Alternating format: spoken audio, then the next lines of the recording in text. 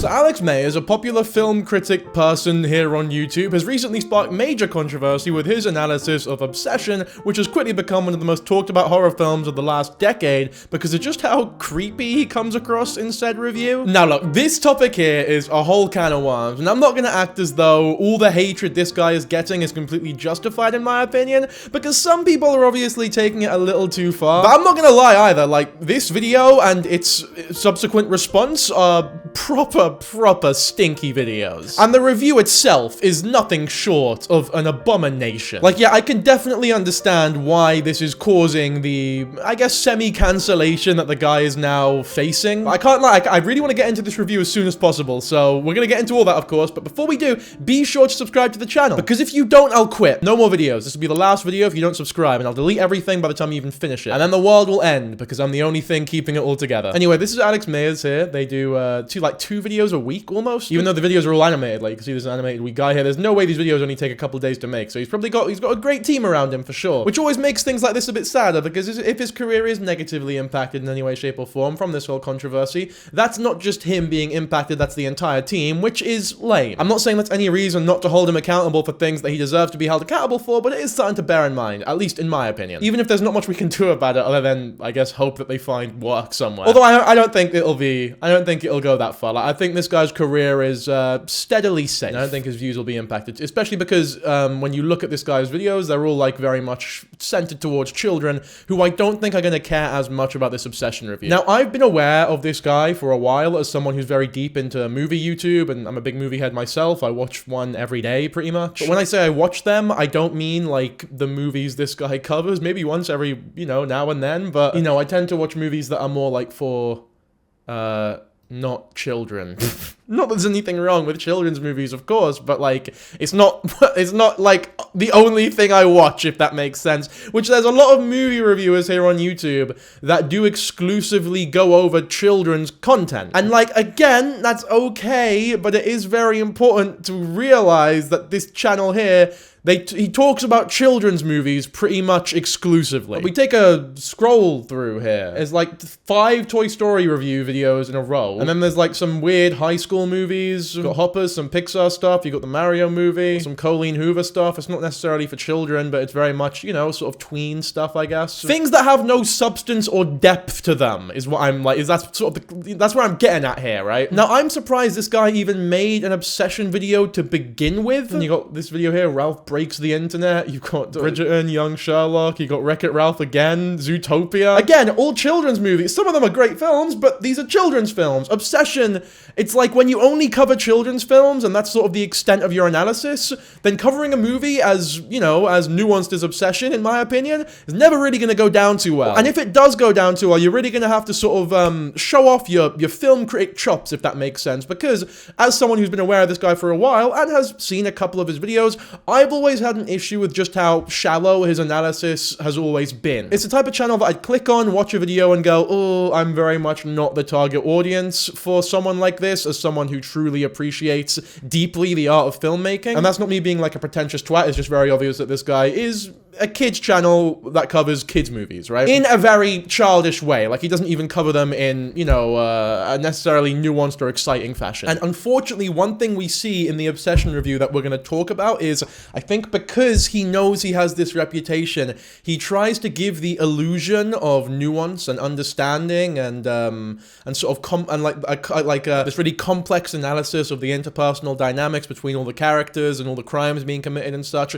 But in doing so, he just comes across as like a little bit of a try-hard contrarian that ends up attempting to justify or excuse a lot of Bear's actions. By the way, for those who haven't seen Obsession, I would greatly recommend it. It's kind of almost required to understand this video. Maybe not necessarily, but I actually did a whole Obsession discussion myself over on Shepherd Boy a few weeks ago. And this is like a half-an-hour video. It's actually longer than Alex Meyers' original video. And you can see, interestingly, the top 2 comments on this video actually disagree with me. So it just goes to show that, like, it is possible to make make a review on Obsession or talk about it or analyze it in a way that people can disagree with without resulting in the catastrophic end to your credibility or career. Like, there are very healthy ways to disagree on certain parts of this film. And it's not even as though a lot of the things that Alex ends up saying in his review are unjustifiable, but it's the way that he says them and the lack of understanding, I feel, that he has for the actual movie itself and the themes that it's trying to present. Okay, I actually want to talk about the review itself now, so let's give it a watch. You can see the intro here. Warning, this review is an attempt at a good faith and nuanced look at the fictional movie Obsession and the characters therein. I love the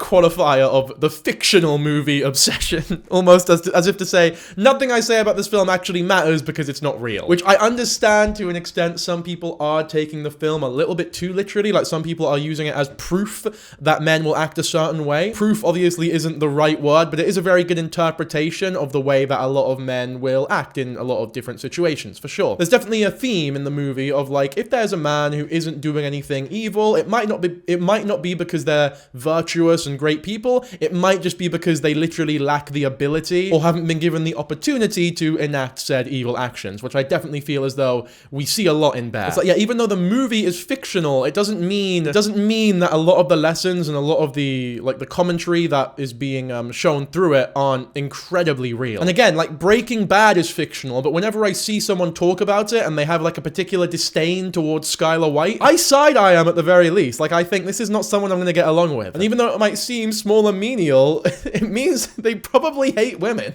Or at the very least, they probably got, like, you know, there's some alarming amounts of misogyny there. I don't know, I feel like it kind of is that deep sometimes. But anyway, let's watch this video. Warning, this video is an attempt at a good faith, nuanced look at the fictional movie Obsession and the characters therein, which will probably upset some of you for some reason. See, look, off the bat, like, it's a horrible intro. It's really, really bad. I mean, look, the great thing about movies and film is that they have the ability to cause emotions even though they're not real. Like, have you ever cried at a movie? And then, like, had someone, like, imagine you cry at a movie and your friend's like, hey, look, it's not real. The movie's not real. It's like, well, thank you. I'm aware of how fucking cinema works, but the whole point of movies and art and expression is that even though it's fictional, even though it's not real, it exudes these emotions out of people. Obsession, it's a horror film, right? It's horror. You're meant to feel scared. We know it's not real, but it's still scary. And Obsession's great because, and I love the movie, just for those who don't know, I really liked Obsession. I thought it was great. But it doesn't rely on cheap or tacky jump scares to scare the viewers. It relies on these really, really disturbing ideas. It's more of a psychological horror than anything else. And the things that makes you question as well, like the way Nikki snaps out of the whole trance of the One Wish Willow every now and then, it makes you think, like, is she fully conscious throughout everything Bear's doing? Is she conscious? Is she feeling everything? Because that would make it so much scarier, but it's never fully revealed, and there's something really disturbing about that. Obviously, the greatness of the film, in my opinion, goes way beyond just the themes and the horror and the writing. I think the cinematography was beautiful as well, but this video is not about my opinion on Obsession, although that might creep into it as this goes on. I want to finish this review though first. I mean, honestly, that intro was, it's not good. Again, this is my issue. I don't think Alex Meyers understands film. I don't think he respects film the way that you need to make a nuanced and in-depth discussion on Obsession as a movie. When your only experience is critiquing and talking about kids' films in a way that, like, you know, your probably kid audience can understand and laugh at, I just don't think you have the, in the least dickish way possible, I just don't think you have what it takes to cover a movie like Obsession in the complex manner that it requires. I've seen the internet freak out about a movie like they have with Obsession. At least not in a long time. Maybe K-pop Demon Hunters was the last time where, like, everywhere you looked, everyone had an opinion about it. I guess you could say everyone's kind of obsessed. Thing is, this is when you compare K-pop Demon Hunters to Obsession, oh man, it's just not a good start. It's like, oh, you know, Donald Trump being elected president kind of reminds me of that one SpongeBob episode. Oh, pack it up, fella! K-pop Demon Hunter, it's a kid's film for little girls, man. I know he's comparing, like, the popularity, but if we want to talk, like, actual seriousness, the most popular movie this year is probably going to be, like, the new Minions one. But you wouldn't catch me dead talking about, like, oh, I've never seen people talk about a movie this much in reference to Obsession since the new Minions movie. Even though it might technically, like, I get it, I do get it, but, like, I don't know, man. It's just, there's nothing there's just nothing in this video that gives me the vibe that this guy here is gonna give me like a great review here, or something that I've never thought about before, or add to the discussion in like a meaningful way. So I knew I had to make a video about it, but like they kept pushing back the VOD release date, you know, because y'all kept on watching it. $750,000 budget, and it made $300 million. One of the biggest indie film success stories of all time. Now, I didn't make a lot of videos about horror stuff, but I mean, a semi-rom-com about a nerdy loser guy who gets the girl at the end. Wow, this sounds like a nice, wholesome movie. But okay, let's check it out. So come along, kids. Let's take a walk. I feel like I'm coming apart. I think about you all the time, Nikki. And I try not to. You're in every song I listen to. See that lighting on there, by the way, is called Rembrandt, popularized by the painter Rembrandt, who sort of made these wee triangles, these wee lights you get on the dark side of the character's face, very popular. Funnily enough, I've got the exact same lighting scheme going on in this video right here. I swear to God, that was not intentional. His backlight isn't quite as obnoxious as mine is, though. You're in every song I listen to. Marching along as the song fills the air. Gummy bear. Yeah, so this is another thing, like another quirk of Alex Meyers' videos, is that they're not very funny, but that's okay, because they're videos for children. Like, children are meant to watch these videos, right? Obsession is not a children's film, by the way, so I really don't know who the audience is for this video. Maybe this is him trying to like branch out and expand a little bit, which I guess makes sense, but you kind of have to be able, you have to know what you're talking about, dude. Character Bear. Bear is 25, according to the screenplay, and he's never outgrown his awkward high school loser persona, which means he's gonna have a great career one day as an online content creator. Hi there, welcome to Twitch. Are you mentally stuck at 15? Perfect, we're gonna put you on the front page. If you want. Oh, okay, yeah. I'm sorry I No. made you do that. No, it's okay, you're okay. It's fun break. Just pretend like... You're good. Oh my God, dude, that was so embarrassing. Can we... I don't know, man. You got that strawberry milkshake sitting right there, so something tells me you're the kind of guy who's internalized a few too many rom-coms written by equally pathetic losers as yourself. I mean, trust me, ain't my first rodeo. So this is Bear's friend, Ian. I guess they're not really like friends, but they like work together. But anyway, Ian is currently trying to help Bear practice how to ask out a girl named Nikki, the girl of his dreams. Have you ever actually like flirted with Nikki? Be playfully mean with her. Be mean to her. Playfully mean, yeah, but bring up freaky Nikki. And that will, like, take her breath away. Just say, Nikki, I think we should grab a drink sometime. Okay, so real talk, if you have to try this hard to have this kind of like game plan on how to ask a girl out, then like, it's already gonna fail, okay? If it's this hard, you've already lost. I mean, as douchey as Ian is, like he's right when he says, you know, have you ever even flirted with Nikki, like at all? Cause it's really weird to come out of nowhere and be like, dearest fair maiden, I know we've only exchanged mere pleasantries these past few years, but I must inform you that I wish to begin a courtship. Ian's a dick, by the way. Like, Ian's one of the few people in the movie that Bear is an actual victim of, in my opinion. Because obviously Ian, it was revealed later, has been like hooking up on and off with Nikki for the last 2 years. He starts recommending Bear to call her Freaky Nikki, which they all know she doesn't like, so he's almost trying to sort of behoove Bear into making Nikki dislike him. I personally think it's because he knows that Nikki would have given Bear a chance if Bear were to ask her out, so he was trying to sort of sabotage the relationship. So there's even moral grayness with Ian himself, because later on in the film, he's one of the few characters that's actually calling Bear out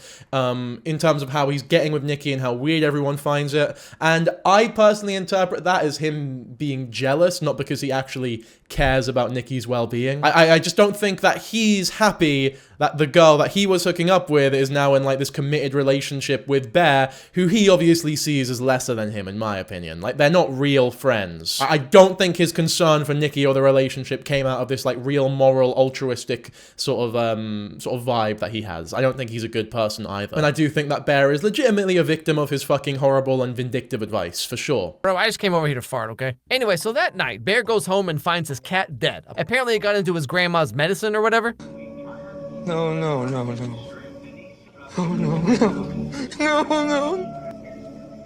How did you get into these? Little backstory. So Bear's living in his grandma's house, who recently passed away. So, you know, it's full of all kinds of grandma stuff, like insanely racist paperweights. As you might imagine, Bear's got a lot on his mind. His cat died, he has no idea how to ask out Nikki, he's walking around with this haircut, like my dude can't catch a break. So it's Wednesday night, which means trivia night, because Bear and his friends are super. Are we really not going to get any sort of chat about the cat or like what the cat symbolizes at all? At first, I thought the cat was a little bit of a lazy sort of cop-out from Curry Barker, because I was like, I guess you need to introduce the pills early on in the film so that they make sense seconds later, and I just thought the cat getting into them was a bit of like how would that even be possible? But some people pointed out in my discussion video that like the way that the cat dies so early and the pills are left out like that shows the lack of care that Bear has for the things and people that he supposedly loves. It's like he loves this cat, the death of it sort of broke him, but if he loved them so much, why would he make it so easy for them to kill themselves? And I think that makes a lot of sense as well. You see Bear using AI later on in the film as well, and I think that's great. I think it really just does display how used he is to shortcuts and cheating and not going about things in the proper legitimate way, because there's no way Cory Barker as an artist who is this skilled really appreciates generative AI. So I don't think he put it in there for like again, I don't think he put it in there to endorse that. I think he put it in there to make Bear seem like a bit more of a dick. I mean, the guy's name is literally Bear, like he is a predator. It's in the script. But also the death of the cat for me was like a bit of a we're not fucking around here moment from Cory Barker, because the only bit of real sort of gory violence, or the first instance of gory violence we get in this horror film, is over halfway through it. So it's good to have a little bit of like, we kill the cat, we show the audience that we're not fucking around here, because deaths of cats and dogs and pets really do get to certain audiences, and it's quite uncomfortable the way they do it in this film, because it's not just the death of the cat and the body, it's this long, drawn-out scene of Bear crying hysterically, really sad, depressing sounds from a great actor about the cat's death, and it sort of shows the title card as he's crying, and it's very eerie and well done. And I think it does a good job setting the scene in a very subtle way before the real gory violence begins later on. The team is Bear, Ian, Nikki, and their other friend Sarah, and they all work together at this like music shop place, which seems to have a lot of employees for a random store on the side of the road in the middle of nowhere. So he's feeling pretty. Can I just say, by the way, not to toot my own horn here, because I have not given any in-depth or like interesting analysis necessarily about this film, but the little that I have said about Obsession so far in this video is about 5 times more than anything we will see in this Alex Meyers video, in my opinion at least. I mean, you guys can be the judge of that. He says a lot more than I have so far, but the things he says are so fuck. You know what? Let's just keep watching. You could imagine, but Nikki of all people calls him up to ask if he's gonna hang out with the friend group that night. I don't think I can tonight. I'm just catching up on some stuff. Yeah, so I'm putting in my 2 weeks. Really? Shit! God damn it! Are you okay? Oh, no, crystal necklace! Bear, get out while you still can. But then again, Nikki is a hot Latina, so one can only remain strong for so long. Now, because Nikki dropped her necklace, Bear gets this idea to get her another one. You know, be the hero, get his foot in the door, and then have no idea what to do afterwards, like me 80% of the time. Some things are missed here. So I think the call was like the first sign that Nikki does have an actual crush on Bear, which I do believe that Nikki wouldn't have friend-zoned Bear, and that if Bear did genuinely ask her out, then she would have given him a chance. I'm not saying it would have ended amazingly, but she would have given him a chance. I believe this was confirmed by the cast or by Indy themselves later on. But the way that on the call she's talking to him about how, no, I really want you to come today. I've got something really important to tell you, but I'll just tell you here. I'm putting in my 2 weeks, so I think whatever you've got going on, you should just come here anyway. And then later on in the car, she's like, is there something you want to tell me? Do you like me? It's this sort of thing. And then it's the whole thing she says about also how like no one would ever know if I had a crush on someone. And even the thing about on the phone where she goes, oh, I just dropped my crystal necklace, and then it immediately cuts to the One Wish Willow shop. It's like a hard cut to the lady who works at the till going, why would she even say that? So those two things aren't coincidence. That line was put immediately after her dropping her crystal necklace for a reason. And I think it might be because there's sort of an implication that she's only saying it so that Bear can get her another necklace, and it's like an in for maybe asking her out on a date or something. Bottom line is, I absolutely think that she would have given him a chance, and I think everything in the movie points towards that direction as well. But if that's something you guys disagree with me on, then feel free to let me know in the comments, because believe it or not, you can have healthy disagreements about this movie. As long as you're not saying anything weird or creepy or being a fucking, like, weirdo about it, then there isn't really an issue. But unfortunately, Alex didn't get the memo.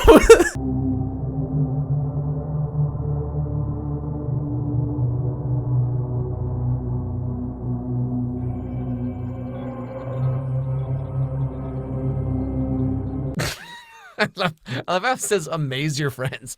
Hey guys, check this out. Awesome, do it again. Yeah, well, they've been pretty popular since we put them out.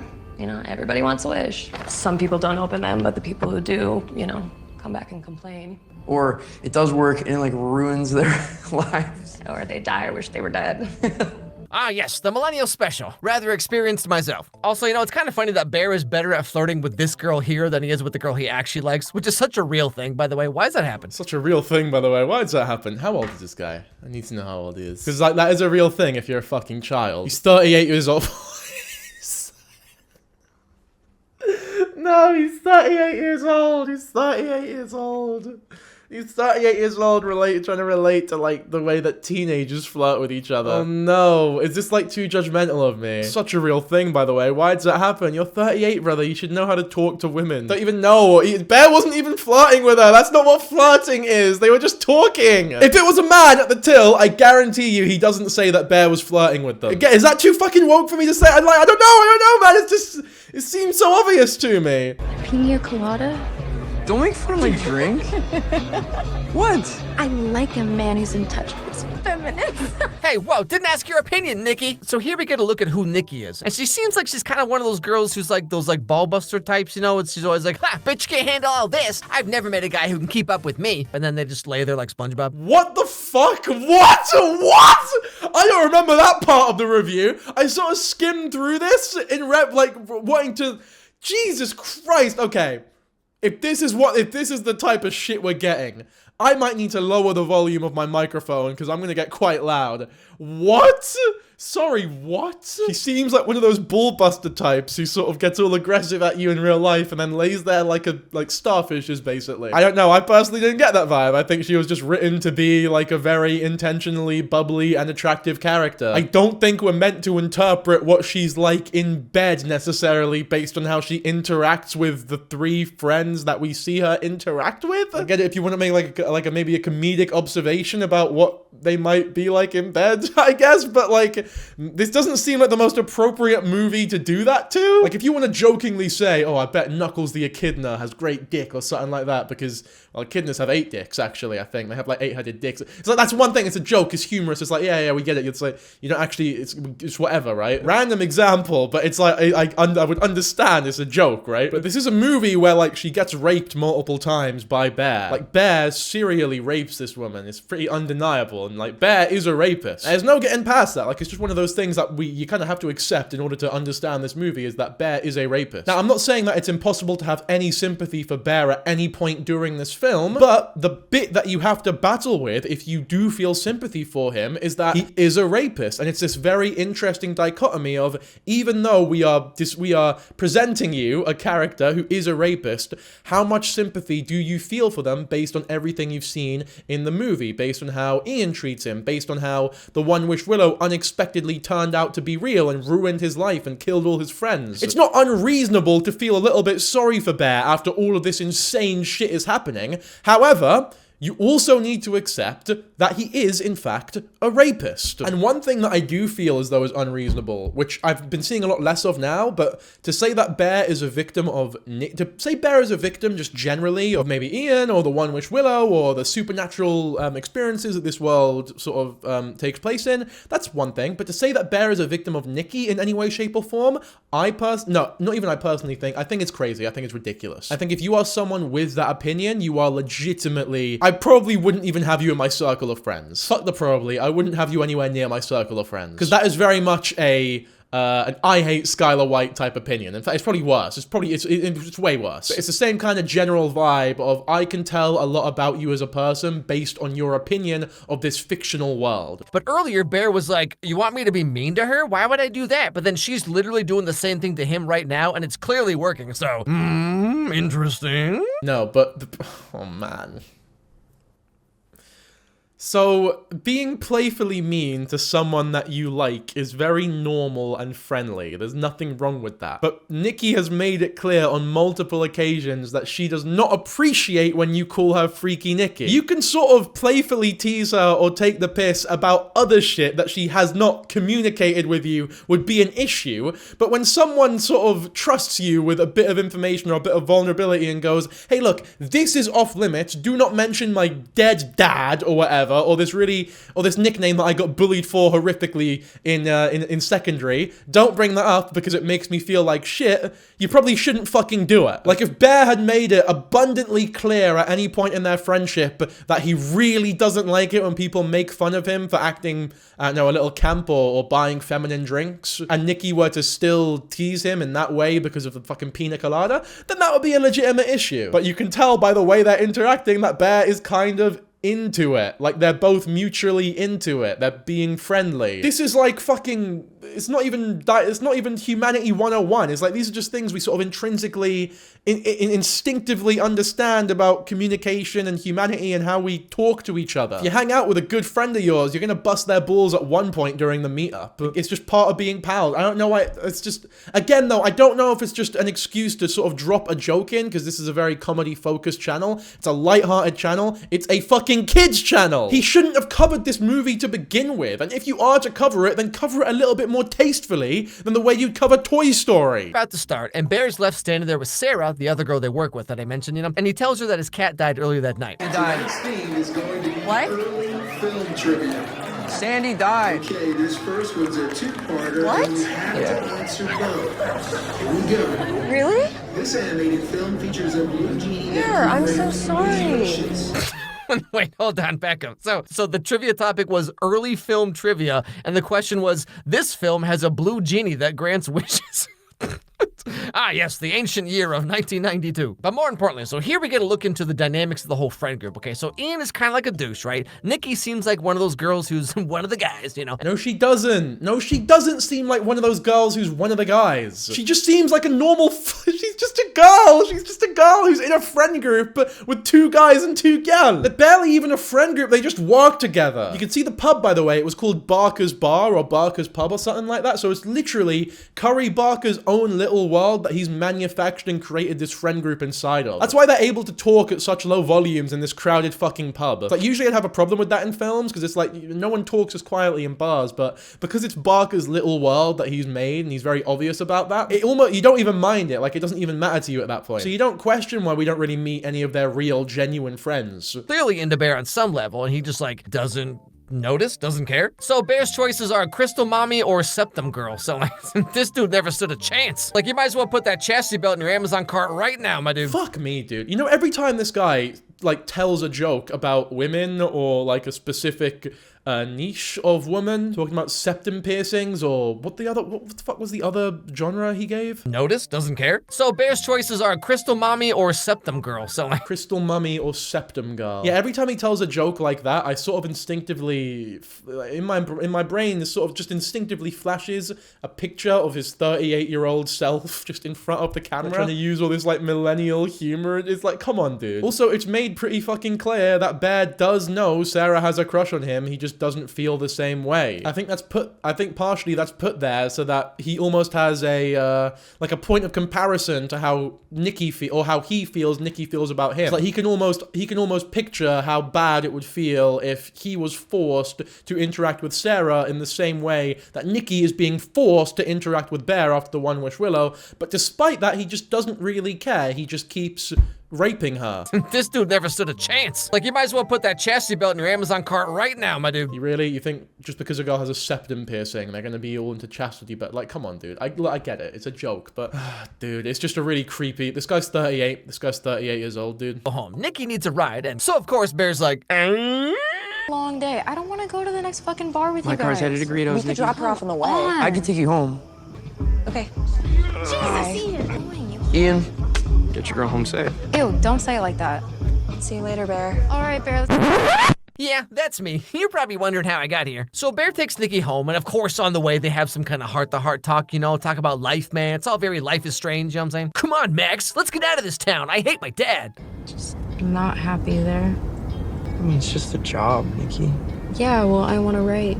Oh, a crystal mommy and the writer. Well, something tells me this movie would have gone the same way for Bear, whether he made the wish or not. No. It's Oh not no! Fuck me. What? It's like, Jesus. You know what it is? I really went into this, because like I said, I did skim it, but I didn't watch the full review. I should have. Because I sort of went into this thinking, you know, some of the comments I'm watching re-uploads right now. He deleted the original and the response, which, look, I don't blame him. But like, when I was looking at the comments of the review and the response, I thought, some of these people are taking it too far. It's probably not that bad. I saw him make some comments in the review and stuff, and I disagree with them, but I think maybe we can interpret it this way. But now I'm watching it, and I'm like, no, I kind of really do understand the comments he was getting now, because this is horrific. You know what it is? Above anything else, it's just not funny. Like, it's not a funny joke. Not even because it's, like, offensive or anything. It's just, like, really shit. It's just really not funny at all. That what she really means is, you better not ask me out and ruin this friendship. Anyway, so Bear takes her home and he tries to flirt with her like Ian said, but I mean, you see the kind of sweaters he wears. You can only imagine what kind of game he has. Night, Freaky Nikki. Ew, don't call me that. I know, I was kidding.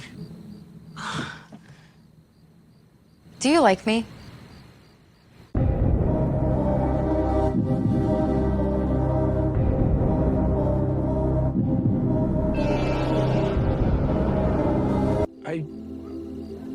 I think we're good friends.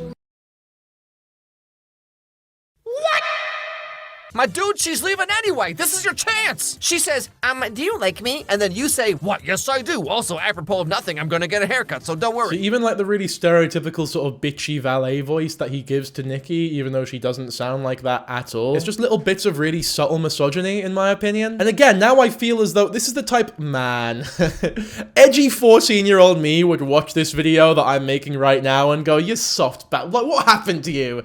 But I'm an adult now, and I feel like as adults, you don't really find shit like that funny anymore. One wish, Willow. Meyers are friends. You only get one wish. I wish Nikki Freeman loved me more than anyone in the Shrekin. world.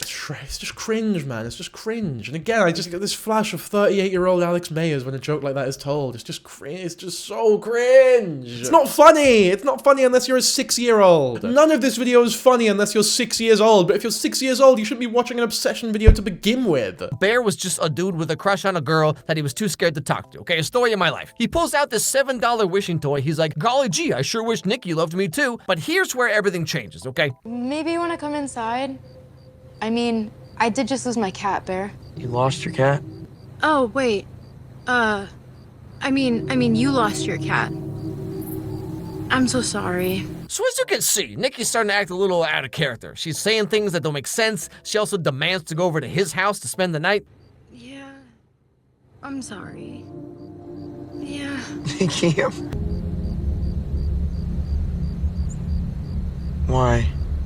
My dad's dying. And you know, to Bear's credit, he's not immediately jumping at the chance to take advantage of her or whatever. Like, he gives her privacy and space. To Bear's credit. Does a man really deserve credit for not immediately jumping on a woman when they say that their dad's dying and that they need a little bit of help emotionally? You know what, mate? I really credit you for not raping her when she sort of divulged her deepest, darkest secrets. You're a good man for that. Fuck off, dude. That's like her, because that's not even a joke or anything. That's like a legitimate piece of criticism that he has for the film. Criticism as in, like, input, if that makes sense. And also, based on what we see later on in the film, I'm not saying I know the answer to this, but it is a meaningful question to ask. Did Bear not immediately jump or take advantage of the situation because he genuinely had her best interests at heart? Or did he not do it because if he did, Nikki might see that and think, oh, he's taking advantage of the situation, and I don't like that very much. Like, is he not doing it because he knows he won't be able to get away with it, or thinks he won't be able to get away with it? Or is he not doing it because he has genuine care for Nikki's well-being? Based on what we see in the film, I personally think that he's not taken advantage just yet because he thinks he won't get away with it. If he knew that he would get away with it, he probably would have started a lot earlier. Again, though, I don't mind if people disagree with me there, but that's what I think, personally. I base most of my opinions on Bear as a character on that one scene where Nikki finally snaps out of it in bed, and like we see the real Nikki come out, and she says, kill me. She's begging to be killed. And Bear sort of hits her with What's so bad about being with me? And it's like, that moment for me is where everything becomes irredeemable, unforgivable. Bear is a rapist confirmed, with or without the One Wish Willow, if that makes sense. I think it's really interesting to see where that moment is for most people, or if that moment even exists at all for some people. I think maybe it could, to be honest, it could be the restaurant scene as well. It could be the bit right after the restaurant scene where it like hard cuts to them fucking. It's a really scary moment. Actually, no, let me rephrase that. It does not hard cut to them fucking, it hard cuts to Bear raping her. Still, what people were saying about this movie online, I expected Bear to be this like horribly angry, misogynistic incel dude, right? But yeah, like, that's because you have a very surface level fucking 6-year-old brain logic about what rape and sexual assault is. So like, this directly sort of feeds into the incredibly harmful fucking idea that in order for something to be non-consensual or rape or assault, it needs to be this horrifically violent, bloody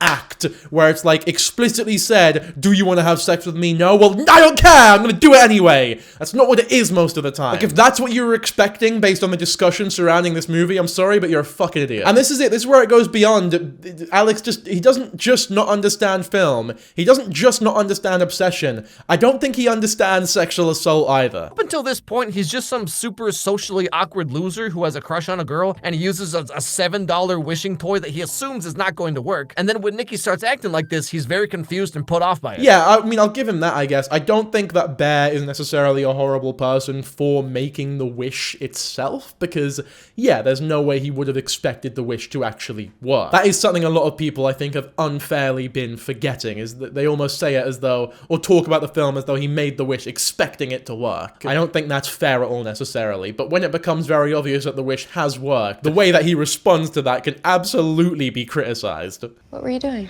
I was just going to the bathroom. I don't know, Nikki. Obviously, things get different later on, but at least up to this point, Bear has like no idea that the wishing willow worked. And again, to his credit, the very next day he immediately tells Ian that he thinks something's wrong with Nikki. Like he seems genuinely concerned. They've made out once at this point, I think. Did they sleep together? If they did, it's only ever implied. I don't know. Or maybe I don't remember. Maybe it did happen, I just don't remember. I've seen this movie 2 times now. I honestly don't remember. We get the first sort of jump scare though, where she snaps out of it. Oh, what the fuck? And then she sort of jumps a little bit. So it should be obvious at this point that the One Wish Willow has worked. I think it's implied that he realizes it has worked. But I don't like the to his credit thing, because this really is, it's not even the bare minimum. Like, it's less than the minimum. Like, there's something really uncomfortable about giving a man credit for not raping someone when they're vulnerable. I think it's ridiculous. I think that's ridiculous. Pretend like we're laugh. Yeah. I think Nikki is going through something. What? I don't know, dude. She was acting super like she would Like what? Is she okay? No. Now, I've seen a lot of people saying that this part is showing how Bear's trying to make Nikki seem crazy to other people or whatever, but like, again, he has no way of knowing that the toy worked. Like, why would you think it did? You know what I'm saying? Like, it was $7. Like, in any other circumstance, you'd probably do the same thing if your friends started acting like this out of nowhere, right? Well, he does have kind of a good reason to think it worked now. Has he gone on... No, he's gone on Google at this point to look up whether or not it works. That's why he was coming back to bed. He said he was just in the bathroom or going to the bathroom or whatever, but no, he went to his laptop. That's when we see all the AI shit. He's looked up the One Wish Willow, so obviously it's in his fucking head. I think he knows instinctively, deep down, even if he's not open about it, that it has worked at this point. I don't know if Alex was watching this film with like one of his eyes closed or one of his ears closed, or he went to the toilet a couple too many times during it, but... yeah, that did happen. Sorry.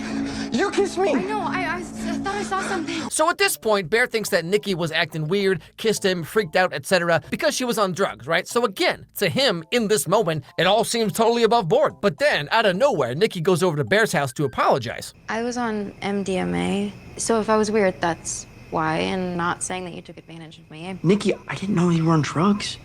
That's what I'm saying. I'm not saying that. Not saying what? You took advantage of me. I don't think I didn't. I know, that's why I'm saying you didn't. Okay, see, this is my point. Like, given the circumstances, Bear's being pretty normal about this, okay? Nah, no, but she wasn't on MDMA, and I feel like it would have been really obvious to Bear that she wasn't on MDMA. It's not really how MDMA works. Like, at all. You don't snap in and out of your rolling session when you're on Molly. Also, like, you know, he was with her the whole night, unless she took it in secret just on her own with her 3 friends for some reason, because she was going through it, which maybe would be possible, sure. You don't usually drink on Molly if you have any respect for the drug. But yeah, above all else, that's not how it works. That's not how people high on Molly act. Given what he does and does not know by this point in the movie, like, he could have slept with her, or he could have taken some kind of advantage of her, but he was rather gentlemanly at the time. God, Jesus Christ.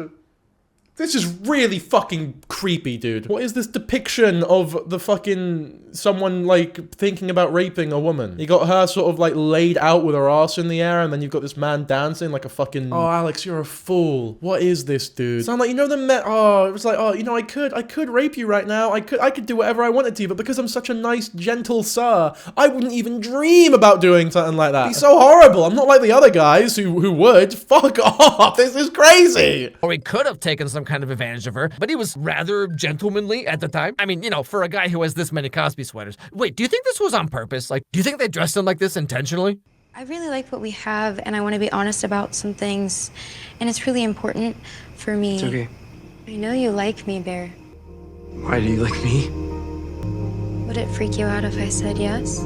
And thus begins their relationship. They start dating, hanging out, kissing, doing the devil's tango. And Bear's finally living the life he always wanted. Hot dog. Turns out Nikki was in love with him the whole time. What do you want to do? I mean, I've never really asked. Well, that's not all your fault.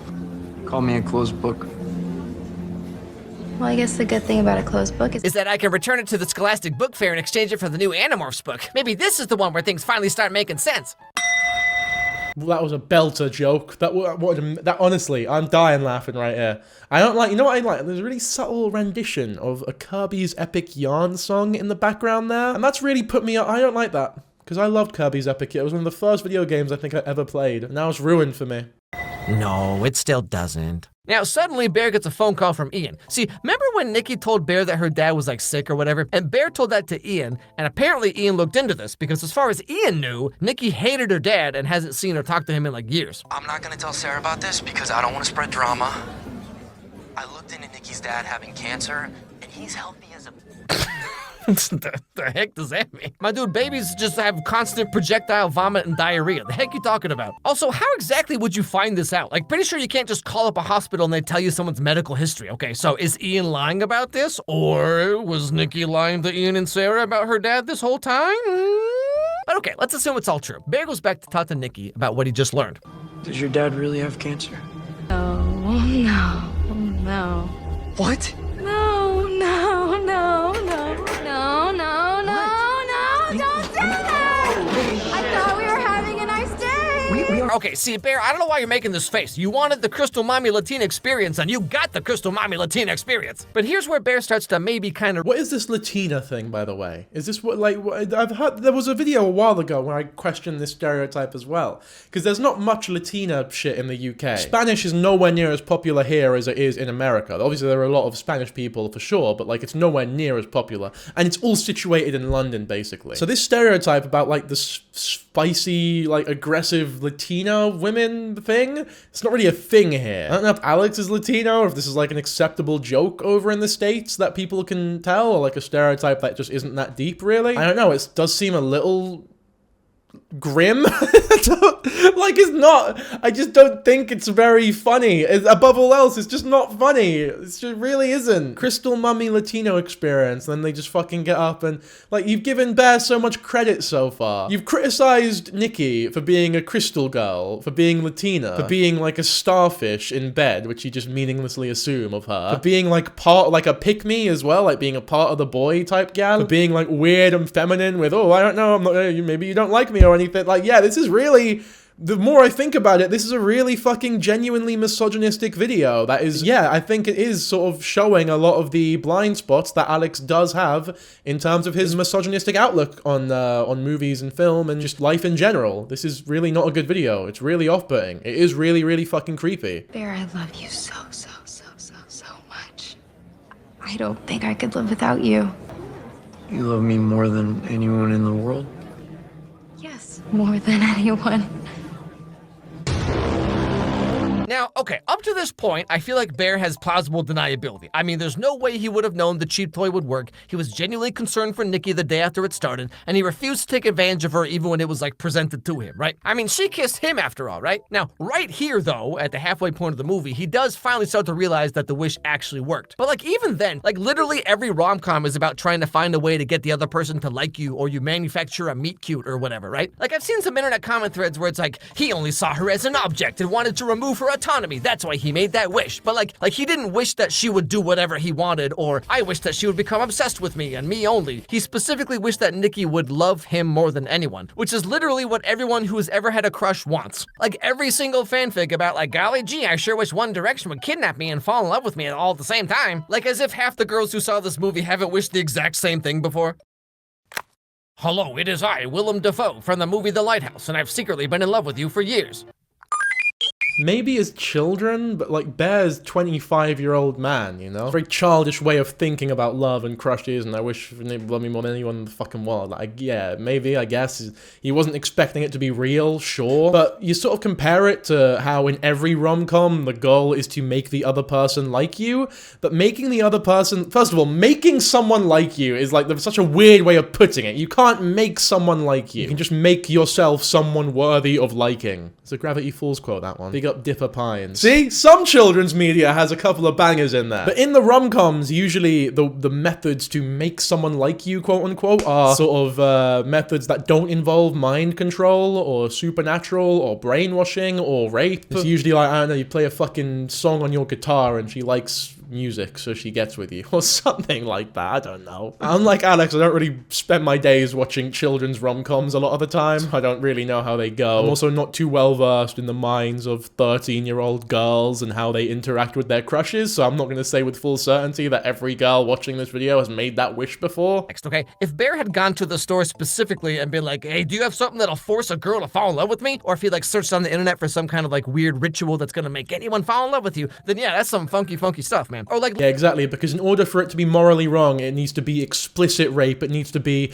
I am violating your consent and I don't care. I am doing this immoral thing. Curry Barker essentially needs to come on screen on a fucking green screen and go, hey guys, just so you know, Bear is a rapist. He's a really bad person. You shouldn't like him very much. But if there's any amount of subtlety or any amount of plausible deniability, like there is in 95% of actual rape or sexual assault cases in real life, then we can't take it for real. Maybe he's innocent. Maybe he didn't mean it. Maybe it's all this shit, because it's not as explicit or violent as rape is sort of portrayed to be in a lot of very simplistic depictions. So this is a very, very harmful mindset, incredibly. We find out that maybe Ian and Nikki have been hooking up, right? But Bear doesn't learn this until the very end of the movie. So like, for example, if he'd found this out at the beginning of the movie and he was like, oh, so Nikki's just some slut that bangs every guy except me, huh? Well, I'll show you. Then yeah, he'd be like some misogynistic incel. But for at least half of the movie, he has no idea that this would work. And in fact, he's concerned for Nikki when she does change. To me, at least, it totally seems like a fanfic or whatever that he thinks would have no way of actually coming true. I'm not saying Bear is a blameless, innocent victim, okay? But I think some of you are a little too quick to attach motivation and subtext to this character that is not based on the movie. Like, it really seems like some of you want him to be a horrible, incel, intentionally malicious guy, regardless of what actually happens in the movie. Even the guy who played Bear himself said this about the character. It's not that I want him to... Look, the guy's a rapist. He's a what's going on? Why he's sort of jumping hoops to defend and add moral complexity to the fucking rapist, which there is moral complexity, but not like this. It's not wanting to hate him to call him what he is. The word rapist isn't even like an insult here. It is a genuine descriptor of the character. I never thought of Bear as a villain, but what really drew me to this story... Oh yeah, this is the actor for Bear. I don't know his name. Apologize for that, but this is sort of a quote that he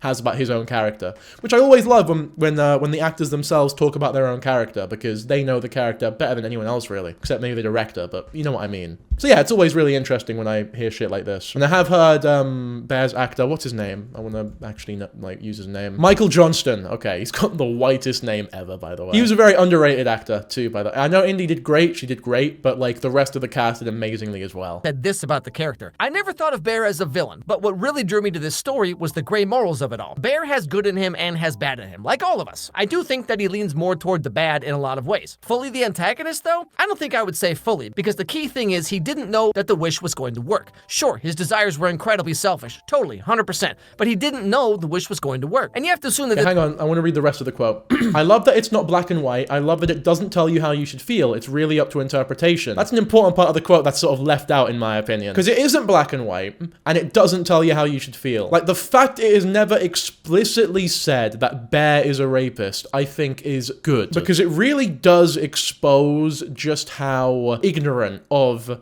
those sort of dynamics people who come out of the movie and think that he is innocent are. Like, if you come out of this film and you don't think Bear is a rapist, I think you lack fundamental media literacy. Either that, or you're completely ignorant to what rape is. Bear has good in him and he has bad in him, like all of us. I do think he leans more towards the bad in a lot of ways. Well, everyone has some good and some bad for sure, but I mean, he is right. He definitely leans more towards the bad. It was really important to keep the audience rooting for him in some ways, so when I played him, I just had to stay completely focused on what he wanted more than anything else, and try not to judge any of his decisions. Yeah, I mean, if you're playing the character, you don't want to hate the character, so that makes a lot of sense. But this is the thing, it's like Michael himself is saying that in order to play the character of Bear, to stop myself from fucking despising him, I had to completely X out what he was doing. I could not think about what he was doing because I know it would make me despise the character, and I wouldn't be able to portray him in the manner of which I wanted to, because I wanted the audience to root for him in some ways, because the dichotomy of rooting for this character, who is also a rapist, is what makes the film so interesting. It's what makes the film the sort of cultural zeitgeist that it has become. It's why this video here has caused so much controversy. Because you're meant to question, like, shit, me rooting for this guy, this is bad, I shouldn't be rooting for him, especially after this point, whatever point it may be, where it's unequivocally confirmed that the guy is a fucking horrible rapist. The issue is, the way that Alex is speaking about Bear, and, like, he has taken way more jabs at at Nikki in this video. Criticized her for so much shit in this video, whereas Bear hasn't really received anything yet. All Bear has received is defense. So it's as though he's still rooting for him. Like, after watching the movie and thinking about it, months after it's already out and all the discussions taken place. But he didn't know the wish was going to work. And you have to assume that this guy was in close talks with the writer-director of the movie the whole time. So basically, both of them are saying that Bear is meant to be ambiguous. No, that's his interpretation of the character. Anyone who really understands film and the way that directors and actors view their art knows that when they say something about their own character, like, okay, Walter White from Breaking Bad is just as much our character as he is Vince Gilligan's. Like, yeah, Vince, the director, even though he created the character, or Bryan Cranston, the one who acted as him, can have their opinions and interpretations of Walter, and their opinions that we should pay close attention to, because they've spent a lot more time creating the character. They're very intimately connected with said person. However, that doesn't necessarily mean that we have to agree with them. When it comes to, like, part of their history or anything, or like things that are canon, sure, those things are true and we can't really deny those, like in terms of the lens by which we view the media from. However, when it comes to subjective experiences or the content of someone's character, or whether or not they're a good person, or whether or not what they did in certain situation was good, that's all up to us as it is up to them. Just because Michael Johnston or Corey Barker says that Bear is ambiguous, or starts off as the protagonist and becomes the antagonist, that does not mean that we need to agree with them. I think Bear starts as the protagonist insofar as that he is the main character, but I think he is the bad guy pretty much throughout the entire film. Doesn't mean he's the only bad guy, doesn't mean that there's no sympathy for him whatsoever, doesn't mean that he's not a victim of anything throughout the entire film. He's definitely not a victim of Nikki, though. You could say maybe he's potentially a victim of whatever demon has possessed Nikki's body after the One Wish Willow was made, to an extent, and the to an extent there is very fucking important. But this is the thing, like, the way that I'm communicating my feelings towards this film, it's like I'm not even fully aware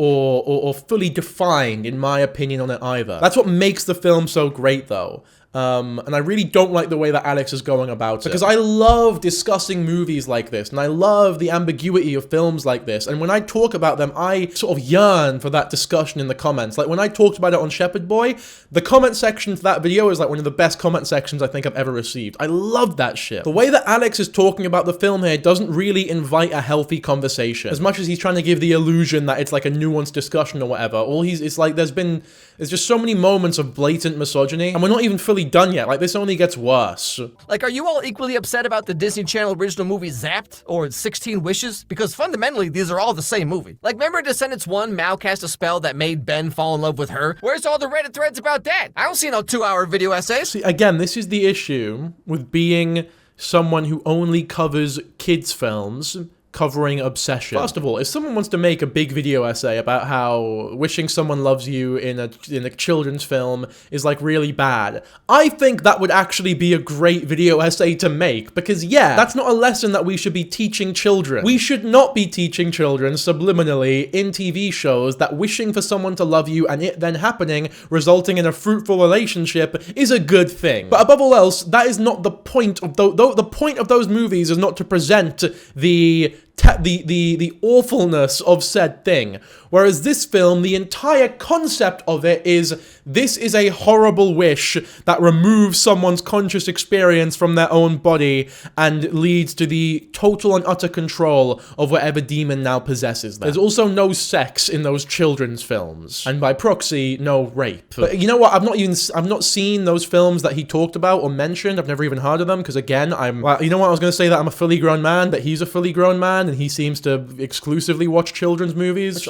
Just fucking whatever, but Obsession's not that, man. Show WandaVision, and everyone got so mad at me when I said it's crazy that we're supposed to be so understanding about how Wanda enslaves an entire town and uses magic to force her husband to stay with her and have kids with her. Huh, isn't that interesting? I found this comment in a Reddit thread that puts it so perfectly, so I'm just gonna read part of it. I've not seen WandaVision, so I can't speak to that, but I'm interested to see what this comment is. Remember, this sub attracts the most obsessed fans of the movie. They flex about watching it at the theater like 10 times already. They make several posts a day about it. They make crazy over-analysis and theories that have no ground in the reality of the film, etc. It's not just a movie for them. They're incredibly emotionally invested and attached to an unhealthy degree. It's almost cultish at this point. And people who are chronically online or addicted to a piece of media aren't the most emotionally stable or media literate to begin with. So a lot of it comes from an emotional standpoint, hence the refusal to engage with the material in good faith and just making it say what they want the movie to say in an over-the-top, sanctimonious, dogmatic way. It's like a ritual for them, a catharsis. Yeah, to be fair, I agree with that Reddit comment. A lot of people are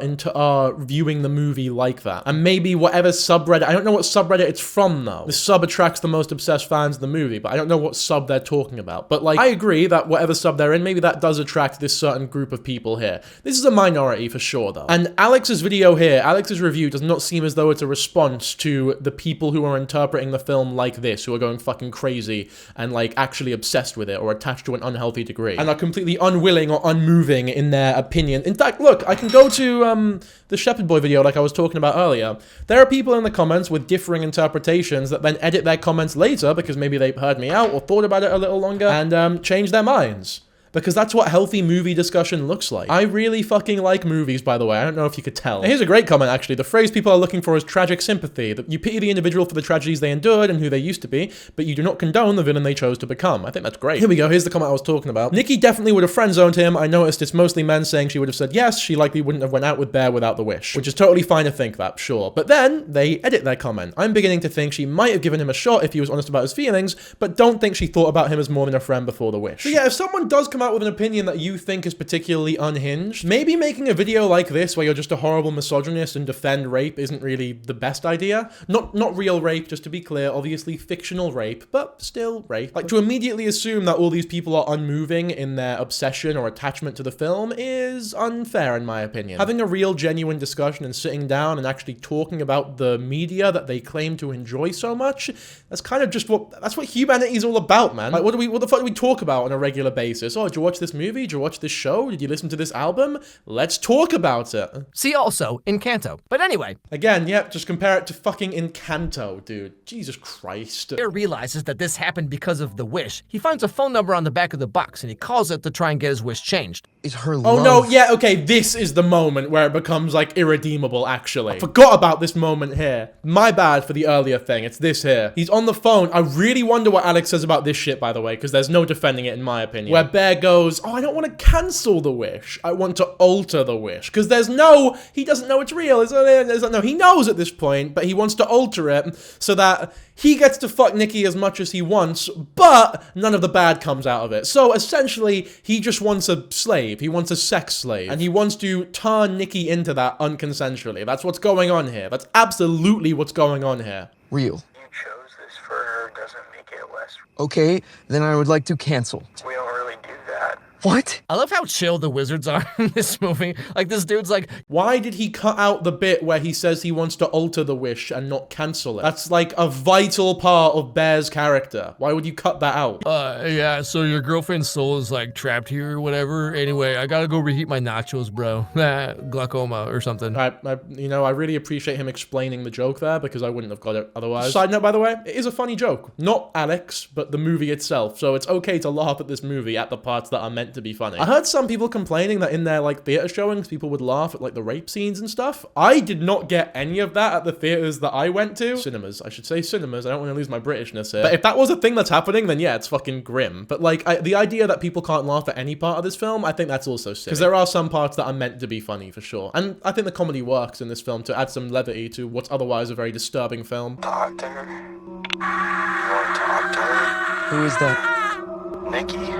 Now, just to be clear, I'm not defending all of Bear's actions, okay? Because at this point in the movie, he knows the wish worked, and he knows the real Nikki's soul is like trapped or whatever, but he keeps on dating her and tries to like continue on as if this isn't the most horrible situation anyone could imagine. Although, to be fair, what is he supposed to do? Because if he breaks up with her, she's gonna hunt him down. Sorry, why did you... Again, I have no idea... Well, no, I know why. The fact that he cut out the I want to alter the wish and not cancel it, which is a huge... That's huge, by the way. That's like a huge bit of evidence that Bear is a fucking horrible, irredeemable bastard, right? The fact that he cut that out means that he lacks the necessary knowledge about sexual assault or rape or consent to make this video to begin with, and he genuinely deemed that part as unimportant, which would be insane, or he knows how important it is, but because he's so hell-bent on defending Bear for some reason, he cut it out to make him seem like a better person. I think both of those possibilities are just as shitty as each other, to be honest. So bad about being with me.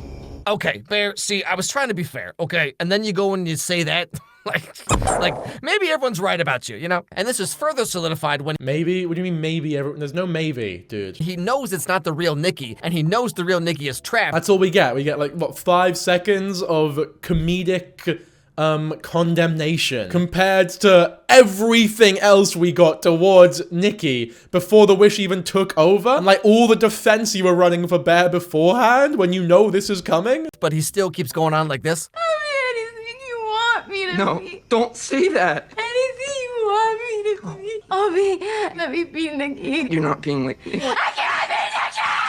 But this also brings up another interesting thematic element of the movie, I guess, which is like people are saying, you know, if he truly loved Nikki, then he would do this incredibly selfless thing for her. But remember, his wish was not that Nikki would become obsessed with him. He wished that she would love him. So why isn't her love for him as selfless as you're claiming that his love for her should be? You know what I'm saying? Again, I'm not saying Nikki's the bad guy or Bear is some like blameless victim or whatever. I'm just saying there's many ways you could look at this movie. Like maybe the wish didn't work at all. Maybe Bear's just that cool. You ever thought of that? I don't even know what point he's trying to make here, dude. I agree that there are a lot of different ways to interpret or theorize about what the correct moral thing would have been to do after Nikki says kill me. It's like, would it have been better for Bear to kill himself? Would it have been better for Bear to kill Nikki? Bear is incredibly fucking cowardly though, and he's just not gonna kill himself. Like we see this so many times during the film. The only reason he ends up killing himself is by pure accident and just leaves this huge mess of the 3 dead bodies surrounding Nikki to Nikki. Yeah, I mean, it's not an easy situation to be. It's not as though there's a blueprint on what to do in this situation exactly. I think Bear's idea of like finding another One Wish Willow and wishing the wish never happened essentially is like, that's good, that works. That's like probably the best thing to do here, but we all know how that turned out. End of the movie, Nikki has killed Sarah and Ian. Bear realizes that there's no way out of this unless he dies. So he eats all the rest of his grandma's Flintstone vitamins, I assume, and dies in the arms of Nikki, who is finally freed from the spell. That's not what happened though. Sorry, he skipped like the last third of the... Wait, sorry, what? He skipped like the last third of the film. He skips the entire third act. We didn't get Sarah's death. We didn't get Ian's death. We didn't get the One Wish Willow like coming into fruition the second time around. We didn't get Bear like attempting to kill himself, but then like cowarding, like sort of pussying out of it at the end, and then only doing it because Nikki used the One Wish Willow. So again, Alex is making it out as though Bear is doing this like altruistic thing of killing himself to free Nikki when that's not what happened at all. I can't believe how much of the film we just fucking skipped. What kind of movie review is this, dude? Again, above all else, like above the horrible misunderstandings about consent and all this horrible shit, like, yeah, he's just a bad movie reviewer. Like, this is horrible. It's I don't know if he rushed it or he just didn't really give that much of a shit, or if this whole thing was just sort of to capitalize off of a popular movie. I don't know. And that's more or less the end of the movie. Yeah, so whatever your personal interpretation of the movie is, it really is a fantastic film. It's a great horror, great writing, the acting is incredible. Nikki, obviously, fantastic job. But like with a lot of other movies and shows, especially... Yeah, and like another lot of movies and shows, like Hoppers, the children's fucking show on Disney thing. The amazing digital... Come on, dude. Like, what are we doing? What are we doing here? And then what the fuck is this heated rivalry fucking Hulu looking ass bullshit? Crave original. What the fuck is Crave? It's like a cereal here in the UK. Chocolate pillows. Recently, the online discourse is just insane. Like, what is it about this movie in particular that people made it their entire personalities? Like, there's something very funny to me about how this movie about the dangers of unchecked obsession has— I haven't seen that many people make the movie Obsession their entire personality. It's been like 2 months since it came out, if not more. No one's really talking about it that much anymore. If anything, Alex has re-sparked the conversation massively. Ruined because of some depressed, selfish loser guy, okay? Yes, like that's the outcome of the movie. But how we get to that point, I think, is a lot more nuanced than a lot of you were giving the movie credit for. And that's the end of the video. We don't actually get any of the nuance explained to us. No one is denying that the film is nuanced. That's what makes the film so great. Is he under the impression that people who hate Bear and think that he's this horrible person or think that he's like this massive villain don't enjoy the movie? Most of the discussion I've seen is Bear is a fucking horrible person. My ex is like probably sympathizing with him or whatever. Horrible, is fucking shitty. But the movie was great though, and it had like a really great depiction of like how dangerous men can be in certain situations. Like, these people like the film because they're not idiots. They're not idiots who think something so simple as, I don't like this character, therefore the whole film is bad. They understand they don't like the character because they're not supposed to like the character. The way that they were depicted in their unlikability was incredibly nuanced, like actually nuanced and well done and well written and well acted, and just, it was done amazingly. But anyway, thank you for watching. Join for the Patreon exclusive videos. Yeah, that's it. So I want to watch the, I want to get to the response video now. This video is titled, Okay, Let's Talk About It. And it's his 38-year-old face next to some books and a cat tree. Oh, I like that, to be fair. I miss my cats. So, a lot's happened. I wanted to make this video because at first it was just hate on the video for Obsession. And that's fine. You can hate on it if you want. You can disagree, that's totally fine. But it has, in the past couple of days, it's devolved into personal attacks. And it's gotten to a level that I can foresee getting kind of dangerous. Some of the things some of you are doing and saying is, it's gone beyond just the video, and now it's become rather serious. I want to make this video. I'm going to keep it brief. I have my phone with me because I took some notes. I don't want to miss anything. And just to clear some things up.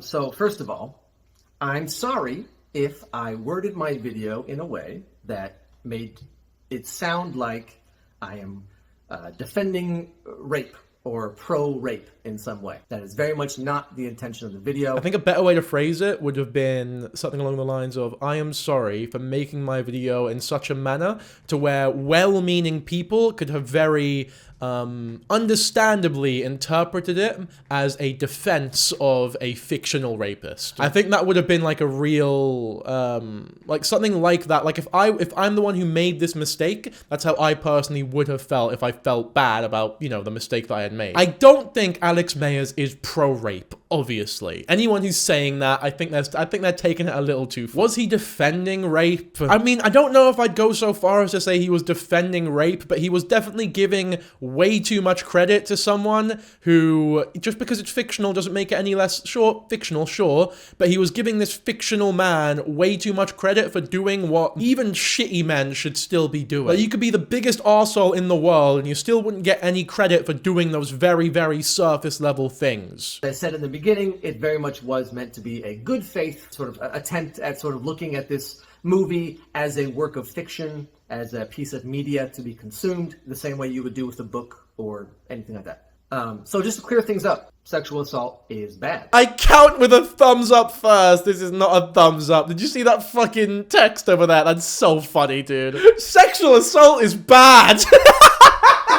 no! Why? Who starts counting with their thumb? Who does that, man? Look, I believe him. I believe him. I'm not going to criticize him for that, but it's fucking hilarious. Just to be clear, by the way, even though I don't think he's pro-rape or was defending rape, I don't think I would criticize someone a little more emotional who does feel as though he was defending this, like, a specific instance of fictional rape. I don't think I would have, like, a huge issue with that, as much as I personally disagree. That's because I'm giving him a little more leeway than maybe he deserves, but I don't know. It's bad. Bear is bad. What Bear does in the movie, very bad. Bear is the villain of the movie. I think I said this in the video. Maybe I wasn't clear enough. That's my fault. Bear is the villain. Bear does many, many bad things. I elected to not show every single bad thing he did because A, the video was already very long, and B, I had already said that he was bad, so... Yeah, but you said like one or two sentences of condemnation in the last 2 minutes of the video, and the rest of it was you incessantly defending him at every opportunity that you could. How long are his regular videos, if that was like a long one? The video was already very long. Okay. You got a 24-minute video here, 19-minute, you got a 20-minute video here. Okay, yeah, they usually don't reach 22 minutes, 27 minutes here. It's not unheard of necessarily for a channel like his, but yeah, maybe it's longer than the average. Not that much longer though. 22 minutes, 25 minutes. Yeah, I don't know. I feel like he's chatting shit a little bit there. The video was not that long. Every example of that, because I tried to make it clear that from like the diner scene onward, he is bad. So what he does is bad. Having sex with Nikki after the diner scene, bad. Trying to alter the wish, bad.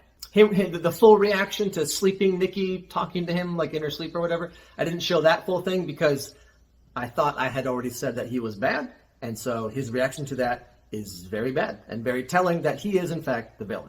I can't even remember everything in the movie, but just everything he does after that point is bad and it gets worse. And I tried to make that clear, and if I didn't, I'm sorry about that. When I said that, of course, he's not going to kill her like she asked, that wasn't meant to be a defense of him. That was me simply doing an objective observation that I don't think anyone would have done that in that situation. So to me, it made sense that he made that choice. Not because it's a good choice, but because that seems like a normal reaction, especially for someone who is bad, like Bear. The video was not meant to be a defense of Bear. I think I say that in the video. It was a little bit. It was a little bit, though. Like, it was meant to be a very much, Bear is getting too much shit, so I'm gonna come in here as the nuanced perspective and be like, no, he's not as bad as everyone's making. He's still bad, but not as bad as everyone's making him out to be. Like, come on now. Which is a type of defense. Like, yeah, I'm not gonna argue. He does make the case that Bear is bad. I don't think he makes a strong enough case or connotes exactly just how bad Bear is. But again, this is the thing. I don't think he understands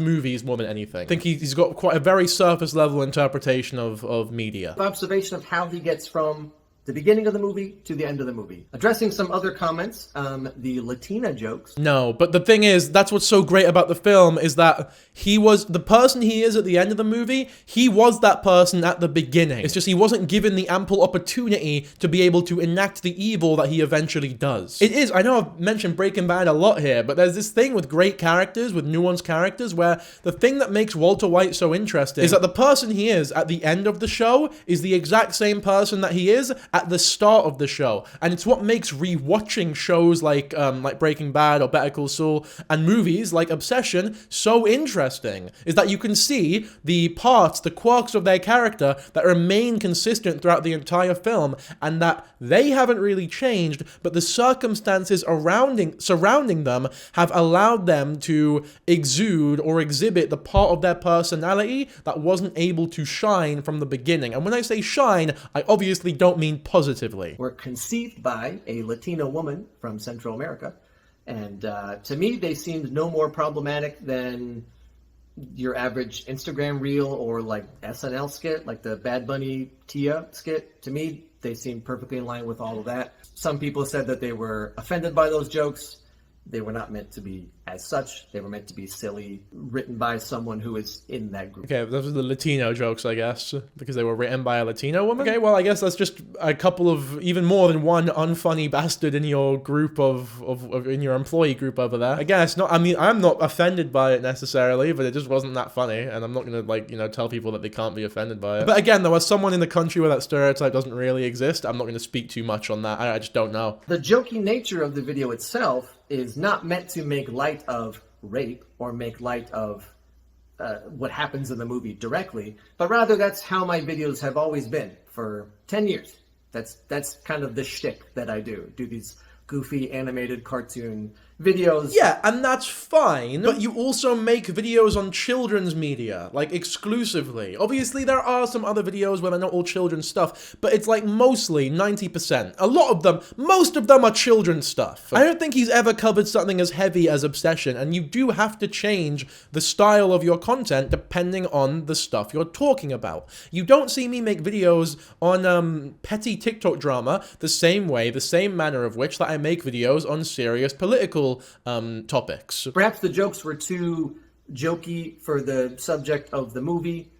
Maybe that was a mistake on my part. You know, and I was fully aware, like I said in the intro of the video, I was fully aware that people would disagree with my opinion. Like I said, it was made in good faith. I knew people would disagree, but as I said at the beginning of this video, it's gotten to the point where it's not just disagreeing about my thoughts on the movie, but now it's gotten to a point where people are spreading complete lies about me, and from the DMs I'm getting and from what I've seen, it's getting to a point where it could become, like, very real. So I just want to reiterate a few things, some simple and some not. First of all, I've only been divorced once. That was back in 2020. There was no recent divorce. That was a one-time thing. I am not a rapist. I do not condone rape. Yeah, I think people bringing up his divorce is inappropriate. I would not necessarily condone that. I also think that people calling him a closeted rapist is deeply inappropriate. I don't think that is something I can condone or understand. Well, you know, it's not something I can't understand. I understand why people are saying it, but that doesn't mean I very much disagree with it. I understand people are thinking, oh, he's got a very surface level understanding of rape based on what we've seen from this video, so that means he must have done it himself and just isn't willing to acknowledge that it was rape, and that's why he doesn't understand what it is or whatever. It's like, no, I don't think that's fair at all. You can't say something like that. You just can't talk about people like that based on nothing, or based on a bad review of Obsession. You can say that the way he speaks about the subject is deeply irresponsible and that he shouldn't do it again, that's fine, but to call him a rapist based on the Obsession video, I don't think is fair at all. I think that's really bad. You shouldn't do that. I do respect women. I do not think women deserve to be raped. Apparently, I believe he thinks, you know what, whatever, man. Thing is, the video was misogynistic. Like, there are parts of the video that do show a disrespect for women. I'm comfortable saying that for sure. It's not like an irredeemable or unfixable level of misogyny, but it's definitely some blind spots there that you need to work on and acknowledge. I need to say this very clearly. So, that is my thoughts on the topic. And to close things out, I am not a thought leader. I'm not a politician. I'm just a random guy on YouTube who's making cartoons about movies. And some of those movies have heavy subject matter. Sometimes it relates to you in a very direct way. But ultimately, I'm just making mostly jokey cartoons about movies. And maybe you don't think they're funny, or you don't think they're good, or whatever. But that's all I'm doing. And I've never claimed to be a perfect person. I've never claimed to be an arbiter of morality. I'm just a dude on YouTube making jokes about movies. So, thank you for your time. Okay, not too much to say about the end of it. I guess it's like a lowering of his status. Like, oh, I'm not a proper movie reviewer. I can fucking tell. But yeah, that's pretty much all there is to Alex Meyers' coverage of Obsession and the controversy surrounding it. I'd like to talk about some of the actual responses to this video, though. There's a TikTok that went pretty big. A YouTuber named Alex Meyers has recently come under extreme fire for his misogynistic and weird-ass take on the movie Obsession, okay? Yeah, you know what? I think misogynistic and weird-ass take are great descriptors of his video. They're not too over-exaggerative. I don't call him a rapist necessarily at all, but those words there, perfect, pristine. I like this guy already. I have a couple insane quotes from this guy. Oh no, alright, I'm excited. The quote, because you can quote mine this video in like when he goes, man, this scene really reminds me of 16 Wishes, the Hulu movie. Fuck me. Literally, like, it's this incel, fuck women, nice guy finishes last energy. He's right. No, they're right. They are they're bang on about that is absolutely the vibe that Alex was giving. Yeah, Nikki seems like part of the guys, you know, sort of slides in, then just sort of starfishes, because everyone knows that pretty women who sort of joke with guys about fucking drinks and that, they're really bad in bed. They're really bad at sex. Like, come on, dude. Fucking hate. Okay, so here's a little piece I'm gonna add to this. I used to watch this YouTuber. I used to watch him. He would say, nice guy finishes last, little incel shit that I picked up on, and I stopped watching him because he pissed me off. Okay, so this whole thing is completely down his alley. He starts off his review by sympathizing with Bear, calling him a self-conscious loser, a socially awkward guy who just really likes a girl. And he calls Nikki a ball-busting bitch. Yeah, that's true, that's true, he does do that! Fuck, I'm so happy that I wasn't the only one that really got annoyed by that shit. Although the analysis of Bear wasn't too horrible, I will say, saying that Bear likes Nikki is a bit of a red herring, because he doesn't like Nikki, he likes the idea of Nikki. Anyone who genuinely liked Nikki as a person would not have been okay with dating the One Wish Willow version of Nikki, who was not Nikki at all, acted nothing like her. It was just a fucking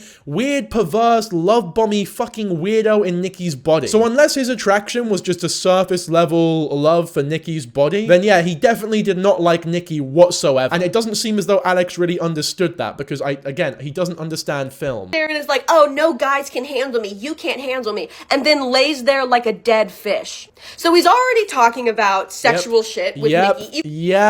Yep, this is huge, this is huge, this is big misogyny. Even the actress herself, he's sexualizing, calling her a goth or a hot mommy Latina, and then he calls Nikki's character a crystal mommy Latina. Weird as fuck to say about this character. He then goes on to basically say that the entire film... Yeah, especially because she doesn't even look like a big crystal... I mean, not even to... I know this might be off topic, like a weird criticism, but like she has a crystal necklace. I have cross necklaces. It doesn't make me like a huge, devout, fundamentalist Christian. He is like just a dumb guy in a rom-com trying to get with Nikki. All of this stuff has plausible deniability. The wish that he makes, the call that he makes, every single little thing, until the point where they're in, like whenever she's on MDMA, like they claim she's on drugs and that's why she was acting weird, he literally says he could have slept with her, he could have taken advantage of her, but he didn't.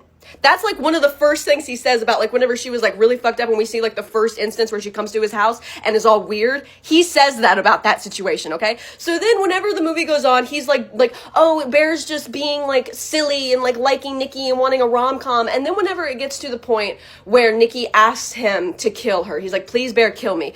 This motherfucker goes, what is Bear supposed to do? Kill her and then spend the rest of his life in prison?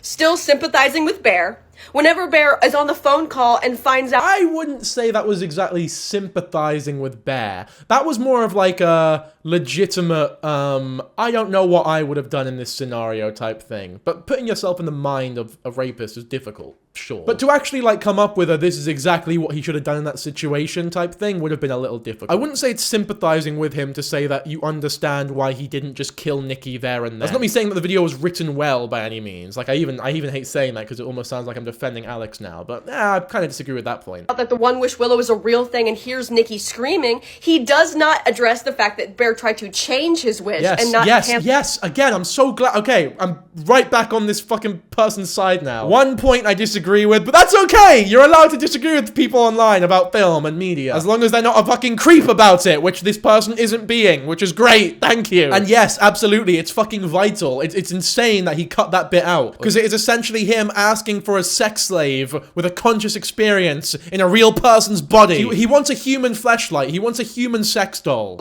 At first, and then he sits there and says that at that point, Bear knows that he's like, the wish is real, but what is he supposed to do about it? What is he supposed to do? Kill himself?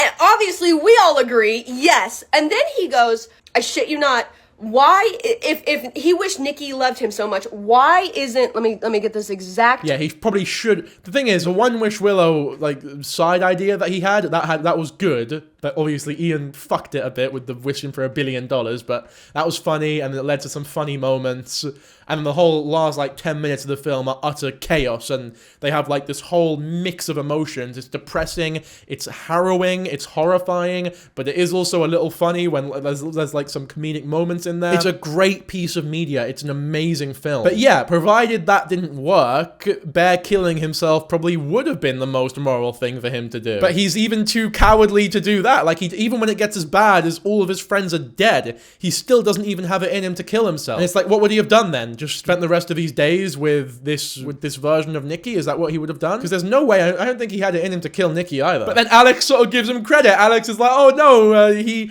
killed himself because he's such a nice person. It's like, no, he didn't want to. He tried to vomit them out, you fucking mug. Quote, why isn't her love for him as selfless as you're claiming his for her should be? Basically saying, why wouldn't Nikki kill herself instead so that Bear doesn't have to? Because you guys expect Bear to kill himself for Nikki. Putting the blame still on Nikki for this. Like, every single perspective sympathizing with Bear. What is Bear supposed to do? Yeah, I mean, yeah, it makes no sense. Especially because Nikki isn't even the one Nikki's not even in control of herself. But you can't blame Nikki for anything that was happening after the One Wish Willow was broken. And the third, saying shitty things about Nikki, shitty things about women, sneaking those little misogynistic comments about nice guys finish last in there. It's a disgusting video. A disgusting video. And he sat there and was like, yeah, some people are gonna get mad at this, and I just don't understand why. And like talking about how people like view this as a cult type film and they're too emotionally invested. It's just nasty, the shit that he was saying about this film. And then he tried to sit there and be like, yeah, it's a really good film. You didn't get it, buddy. Yeah, they're absolutely correct. I agree completely. You almost don't have the right to say it's a good film because he did not understand the film in the least. He did not get it. I have taken down both videos relating to Obsession. I am sorry to those who were hurt by them. I will be more mindful of my words and jokes in the future. Yeah, just stick to reviewing children's media. You're making a lot of money doing it. Clearly, people seem to enjoy your content. I would say maybe stop. I would say maybe try to fix those misogyny blind spots you have, though, because it's not good to sneak those into videos children watch. Ultimately, even if you take away the jokes and the bad takes on Bear during the review, it's still a horrible review. He leaves out all the rape. He leaves out all the murder. He leaves out him trying to alter the wish.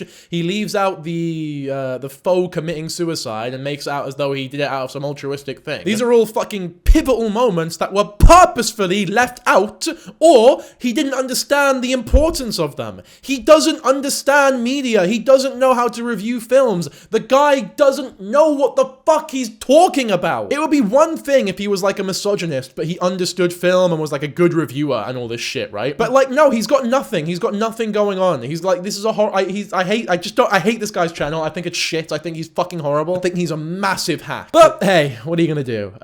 That's sort of the end of this video. So as always, hopefully you all enjoyed. If you did, be sure to like, subscribe, comment, and I will catch you all in the next one. Bye.